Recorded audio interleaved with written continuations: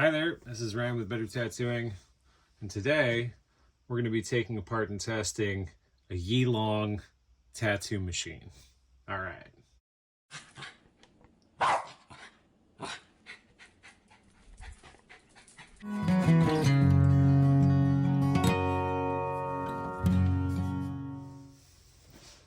Okay, so first impressions on this. It's the box that it came in. Shipped, it's very, very nice. Rigid cardboard, comes with a nice little handy dandy key on the inside of it there, so you know what to use and how everything goes. I don't know. I don't watch unboxing videos, so all you hold on, this is going to be a wild time. Inside of one of these, we have 2 batteries, the actual adjustable cam machine, and your charging cord, which is a USB type A to C. So you can use some of your old power bricks, not like Apple stuff. Anyways, first take on the machine, it's relatively like nice, smooth, polished. Has an adjustable cam setting from 2.3 mil up to 4.5. The 2 batteries are pretty much identical. They're slap-ins. The contact wafers there, rubber O-ring on the side, and an LCD screen that when you turn it on is relatively dim. I think when you have this bagged up you may not be able to see it very well, but I am also using lighting with this setup on this one, which is new for me inside the garage. Anyways, weight on these, we got our scale set up over here. The machine itself, hunkered down, is about, oh, this is on pounds right now. Let me change this unit. Let's go with, oh wow, this thing has a ton of different ones. On grams, because I like grams, base 10, baby. We got 153.586 grams for the machine. We'll tear back out here. And the batteries come in at 79.827 grams. So roughly, well, that's actually pretty heavy with a pair of these together, right? 230 grams in total for the pair. For those, we'll do this because I know that we'll have, you know, Americans that are doing this stuff. And how many ounces do we got here? We got 5.4 ounces, 5.415 OZ on the machine, and the battery is sitting at 2.81, 2.813 ounces on top for roughly 8.2 ounces unloaded. The design on this is interesting because like it is magnetic with how these sit together, but the rubber O-ring inside of it adds a little bit of tension when you're trying to push the battery onto the actual machine. Playing around with this before we actually started recording, which this is like a very late take now, I've done this so many times. The battery, when it's sitting on the machine, is actually, it's snug, but it doesn't take a lot just to knock it off. So if you're somebody who likes to go crazy willy-nilly when you're doing your shading and stuff, and you like to hold, maybe you got bigger hands or something, this thing can pop off really easily. And I don't know if that's a good thing or a bad thing. I figure it's going to be up to the person, but I had a little bit of trouble getting this thing started the first time because you have to really try to snug this thing in, I guess probably while it's new. And when I started playing around with just even the cam settings by twisting this around, the battery kept dropping off. So things to note with there. Machine operation with it going. Here's it running at 6 volts. It's pretty quiet, right? Like I don't really see too much difference with this than some of the other rotary pen style machines I got. Vibration testing on the steel surface, not bad at all. When you load it up, drop the throw back a little bit here. It's a dry tube as well. It's a little bit noisier, which you might expect from one of these adjustable cam machines. Bit of vibration at lower voltages, not too bad. One thing to note is that you end up getting a lot of float on these lower cam settings, especially when you move up in voltage. So, which I mean, you know, would make sense, of course. But how quickly is kind of interesting, right? I think that this is rated from, does it even say it on this? I think it's from 4 to 10 volts, or maybe 4 to 12, but when we actually start moving up in voltage with this, from like 6 to 7, you can hear noticeably a bit more noise. The vibration is pretty well static, but this is at the highest cam setting here, right? When we start dropping back to the lowest cam, the noise and vibration is extremely evident. And if we go up to the maximum voltage on this, moving up towards 10 volts, which if you're using it like this, I gotta say, I'm worried about you. The noise on this it's almost akin to using a coil machine. Vibration is quite heavy as well. And the operation of it, that kind of scares me a little bit. This noise is because we're getting a lot of float. That cam is spinning around so fast that it's actually working against how quickly that bladder can pull these needles back down, right? And so when it's running on that low cam, the needle's basically floating. It's not allowed to come all the way back down and drop. And this is going to be the same all the way through your range here. And this is at, right now, we're at 10 volts. Now, if you want to be dangerous, you can go ahead and hit 11. Battery pack will do it, but it starts to get so obnoxious that I'm afraid we might actually be doing damage to the machine. So, bringing it back down again to a normal working range here, which I normally run my liners between 5 and 6.5 anyways, or most of the groupings in these pen style ones. It's actually, it's quite nice, right? It's gentle, especially when you compare it to what we had just seen. All right, now let's take this. All right, we're gonna try this one again. Dropped the screwdriver, got it back. Couldn't get it with this one. That's for another one of the screws there. Anyways, disassembly of these. So I lost the O-ring too. Oh well, this has been a trial of my patience trying to get this done over the past couple of days. Anyways, I have already disassembled these to learn how they would come apart, rather than having somebody sit there and watch me blindly trying to figure this stuff out. So I'm going to go through it relatively quickly. If you do have one of these machines or a machine that's like it, probably the disassembly is going to be about the same. So to start, we're going to go ahead and take this all the way apart. Thin wafer on the back here with our contact points for the battery, where it connects to the pins on the back side of the motor plate on there.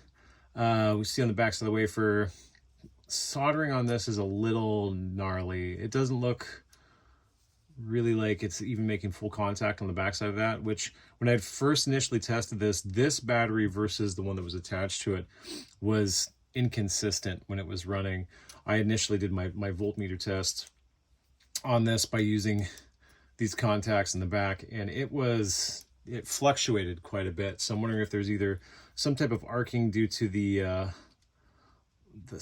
like, I don't know, some of the flux or something maybe that's stuck on the back there or not. But I'll probably, if I am going to end up trying to use this or even give it to someone, I'll end up resoldering that thing in the back. I'll grab one more tool here.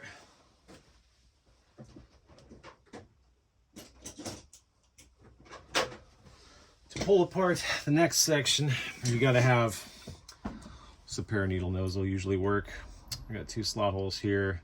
And when I first took this apart, this thing was so full of epoxy. It was like a fight to the death to get this friggin' thing to come apart. These little slots on the sides here, you can tell I've already broken one of them on this one, which is why this is going to be a donor battery for sure. Pull it apart, exposing another insulator on wafer plate here with a couple screws on the sides, where this was like wholly covered with that epoxy. These screws, there's 2 additional ones that are in there. They don't even really hold it in, surprisingly enough. These screws did not set all the way into the bottom of this, but you can tell they were kind of loose. So go ahead and remove everything here. Slide everything out all nice. The case in and of itself has these 3 like silicone-esque buttons on the back here. And this is probably on the design side of this, the one thing that is like the most troublesome for me. The back side of these don't actually have a whole lot of flare on them. I pull this out. There's very, very, very thin edges on this. And because this PCB board on the inside isn't super duper snug against it, you can actually see these back out along those channels that they're installed into there. So what that tells me is when you're using this and you're cleaning it, there's a chance for some of those things to get in there. I mean, if you are also one big stickler on keeping everything, you know, hermetically sealed, this is not going to cut it. Battery is 18500 2000 milliamp 3.7 volts. PCB board looks relatively clean. Solder points on the batteries that probably match the quality of the ones that are up here, even though they have even solder on them. Like that one is just nasty. Everything looks relatively tidy on that. Now we'll go ahead and give this, fire it up, and see if I can actually depress this, what our volt ratings are going to be at the battery and at our output, and then in between. All right, test time. I'll go ahead and fire this back up. Found the O-ring. That was cool. All right, so I've got everything set up here. It's rated at 3.7 volts. Let's go ahead and take a test. Hopefully not short this out. At where the battery is hooked up here. I'm going right with it. Are we on hold? Oh, I'm on friggin' resistance. 1 volts here. Let's test it out. We're at 4.047 volts on the battery. 0.047 volts against the 3.7, which, I mean, it kind of makes sense if this is a new battery. It's going to lose a little bit of that, I don't know, that glimmer. The more times it's been charged, probably settling after, you know, 10 or 15 charges down to about 3.7. In operation, I'll make sure this wafer doesn't get shorted out here. I'll go ahead and get it so that pinwheel's moving. Test it at the backside where our contacts are.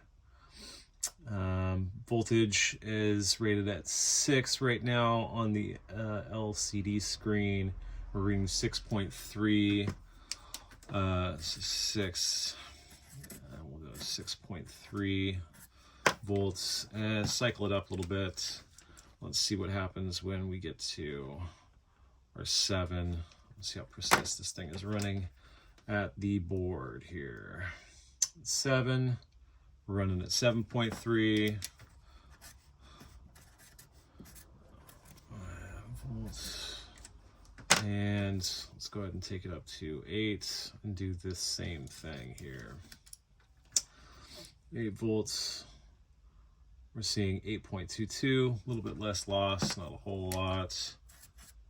Maybe this will help explain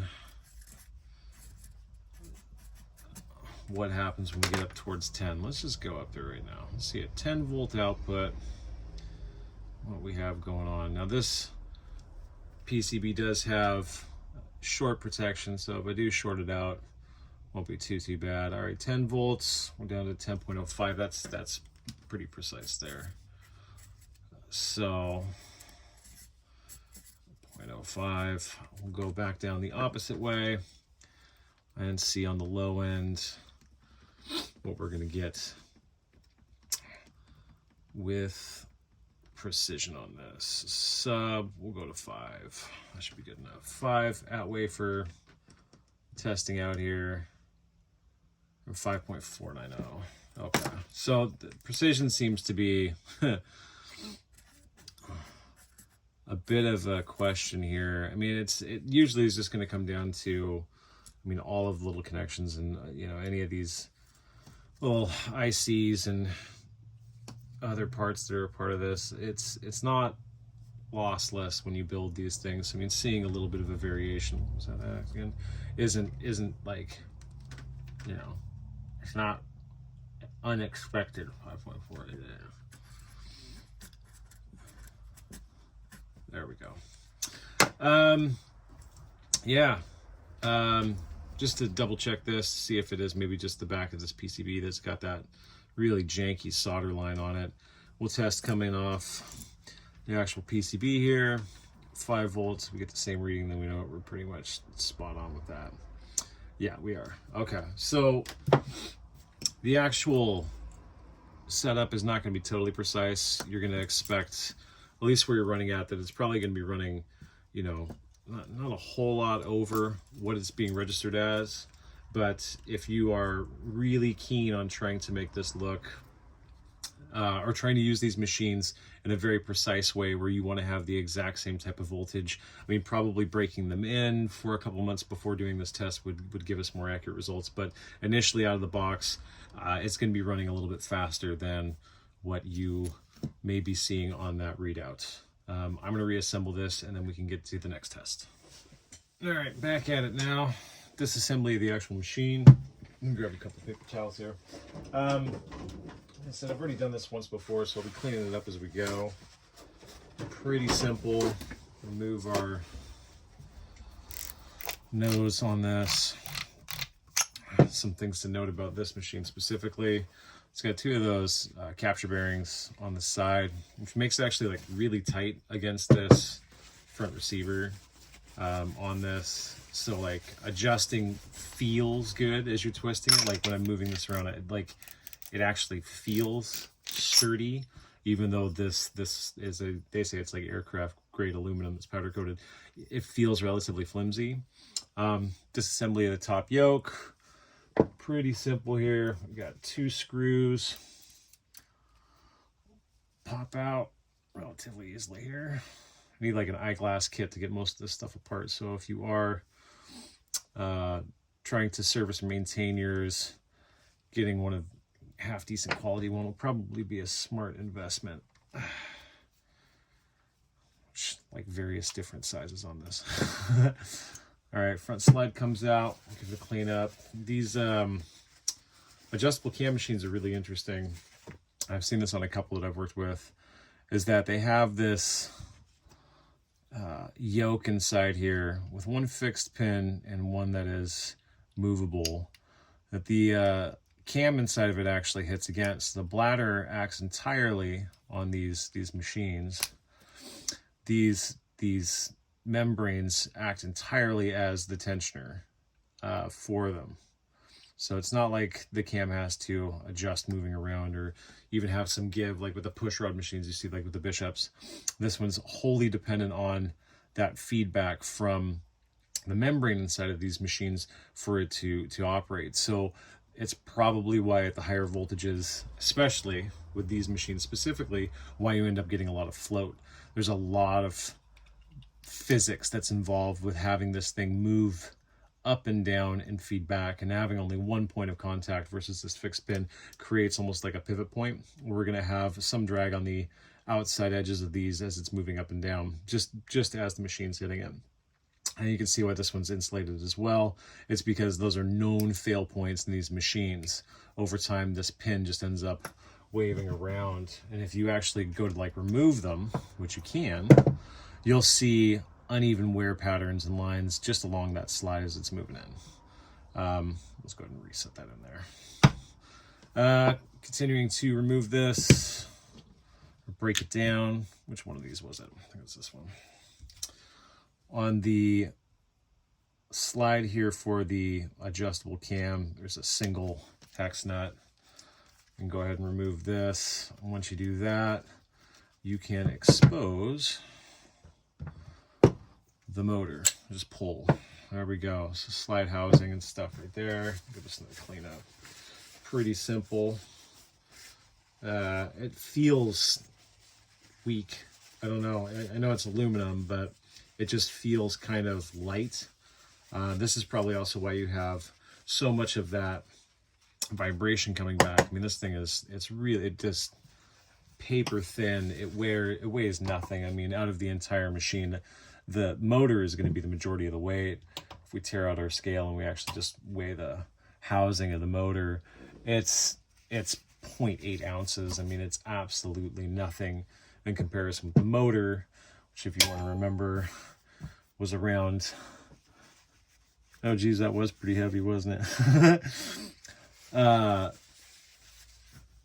Yeah, just the housing right there is around 2 ounces. The motor, sorry, is 2.7 ounces in total. So I mean, like this all together, minus the battery, just by itself, you know, it's roughly the same weight, with the rest of this just being negligible. You can, if you want to replace the motors on these, that's pretty simple. There's a single lock nut in the back of this, and I think it takes a 0.9 hex driver to get that out. You can just loosen these up and then pop it off. That's it. Whoop, there's a 1. And then it should just lift out and come out. Sometimes, oh yeah, that's totally it. And this doesn't have the markings on it. This is the 0.9. Where's the needle? So yeah, you can take these and rebuild them. The motors on these, like once you get past all of the hoopla and all the wiring and stuff that comes back in for this, I mean, the actual motor is very, very, very small. These cost $10 to $20 online if you wanted to get one that's just mass produced over in China. Some of the really expensive ones you can get that are German made can go up to $200 to $300 for the motor. And those are usually like the same type of motors that you're going to find in like hard drives. Stylistically, they're not the exact same type, so don't take one out of a hard drive and just run it in there. Yeah, it's just spins around a circle. And this pivot plate is your cam, right? It's on a pivot there. So that's as far as we're going to get here. I would actually take this one further apart, but they had this one epoxied in as well and ended up splitting that nut, the lock nut in there, when I tried to take it apart earlier today. Like I said, doing this entire thing has been a bit of a slog. What we're going to do though with this, since we do have it apart, is we're going to do a rev test on this and see how many RPMs we get based on the voltage that we're applying. All right, we've got it all set up here. We put some of our reflective tape onto our machine here. We'll go ahead and get it started. Turning it up to 6 volts. We'll give it a spin up here, and let's test what our rotational speed is. At 6 volts, we're sitting about 5,225. 6 volts, 5,225 RPM. We'll go up to our 7 now. Go the right way there, bud. 7 volts testing. We're sitting at about 5,987 RPM. Turn it up to 8, which I think is probably the highest that I would do with this machine, hands down. I don't want to go to 10, it's too terrifying. That's, I'll turn it towards the camera there. At 8 volts, we're about 6,700. 6,700 at 8 volts. RPM. Yeah, well, let's just go up to, let's just do it. Might as well. 9 volts. Mind you, all of this is unloaded, right? So 7,400 at 9 volts. 9 volts. And let's just do it. We'll go to 10. It's even vibrating unloaded like this. 10 volts. It's about 8,225. 10 volts, 8,225 RPM. Back down the other way. We'll go ahead and hit it down at the 5 volt line, which which is usually what I would want to run it at. Let's see what our value is. 5 volts. Ref test on this. We're sitting at about 4,450. 5 volts, 4,450 RPM. The motor is rated from 4 to 10 volts up to 10,000 RPM, and we are falling quite a bit short of that. It's probably because we're testing it with a piece of like machinery on it, something attached to this machine, right? If we were to do the same type of rev test based just down here, if we remove this pivot plate, this cam, and we're just spinning with nothing attached to it, we probably would still be hitting about that 10,000 RPM. So unloaded these values, we could probably knock another 10 to 20% off of the RPM as soon as we stuck in the other slide, and then when we put the actual needle grouping in, we could probably lose another 10%, and then when it hits skin, it's going to dip even more. So on average, I'd take whatever these values are and knock them down by about 30 to 50% depending on the grouping that you're using to give you an actual cycles per second. So I'm going to go ahead and get this thing reassembled, and we will do our last tests with it. All right, reassembly. I was going to skip it, but I probably should do this so y'all can see how exactly, when we're putting this together, basic maintenance on these. And I do this just like you do with a coil machine. I like to pull all my machines apart, give them a good cleaning, once a week for heavy use, maybe once a month outside of it, and just visually inspect everything. With these cheaper machines especially, making sure that there's no loose, set screws or anything else will absolutely make sure that these last a little bit longer.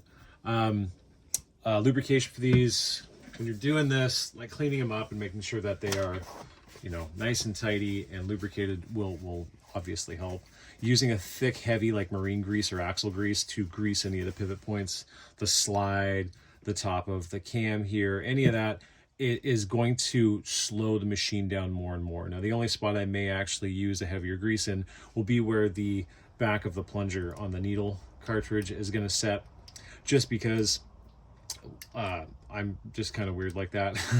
I imagine that these things are going to end up bending and moving around, and for long-term use on these, it'll end up at least giving it a little bit less heat and friction, because the longer that these run, the back of these plungers, they'll end up actually getting burred, squished, and they shorten or end up tipping. And when they do that, when the needle comes out, if there is any end play in the needle that you're using, it'll end up wagging a lot more. So when you're using flats, mags, or even some like large rounds where they have split tube sizing, where you have like a 3.5 or a 7.9, something like that, then you'll see a lot more wag, which can make your work inconsistent. So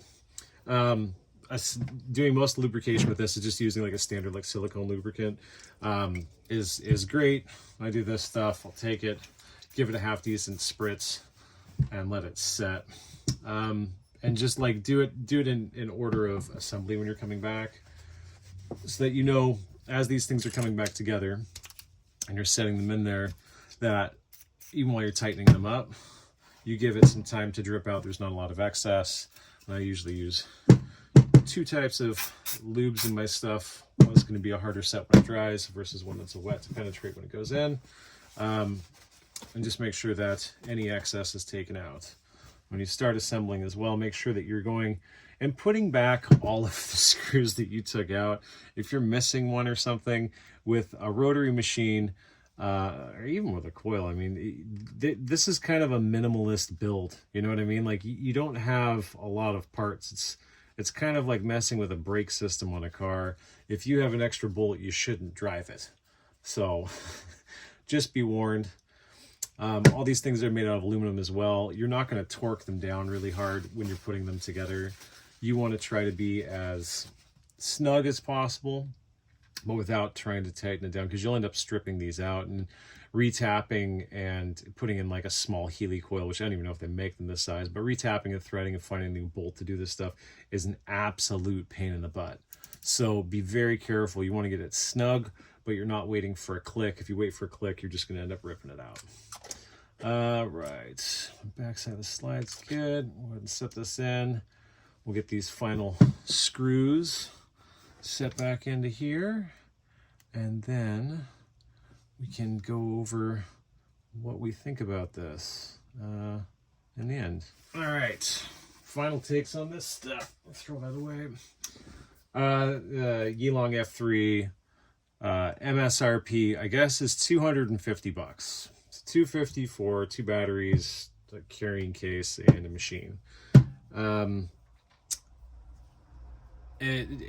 With both of these batteries, I did like a dry test. I don't know if I mentioned it earlier, but like each one of these is 70% battery capacity. Run until it died. They lasted about 3 hours. Well, one lasted 3 hours and 3 minutes, to be precise. So, I mean, even at 100%, you're probably only going to get 8 hours out of the day with 2 of these batteries. So, with deep cycle that you're using and burning these things out, I don't know if they would last or not, given today's current standards with, you know, rechargeable batteries. The machine in and of itself seems like it's okay. I mean, I'd have some issues with constant use on this,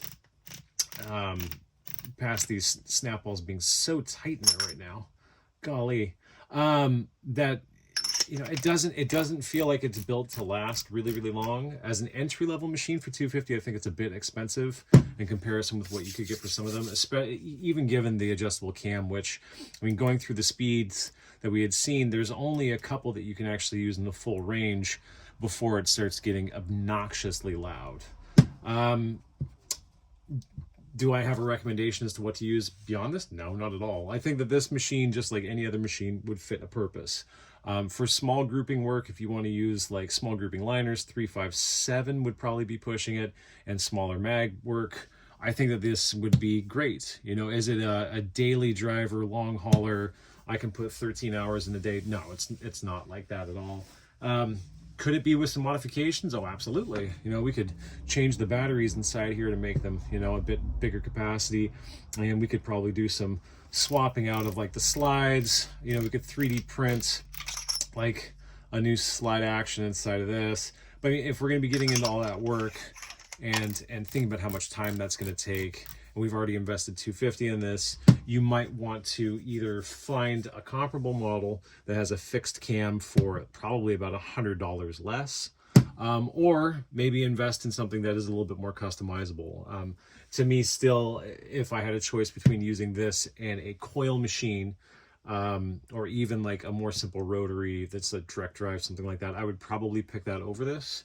But given the fact that this was pretty easy to clean, maintain, set up, and it is actually a really cheap price point for an entry-level machine. If you're just getting into tattooing, you're in your apprenticeship and you want something just to beat up that you're not going to care about, this is a way to go. That's it. Let us know what you think. If you like this, we're going to be getting some more machines here in the next little bit.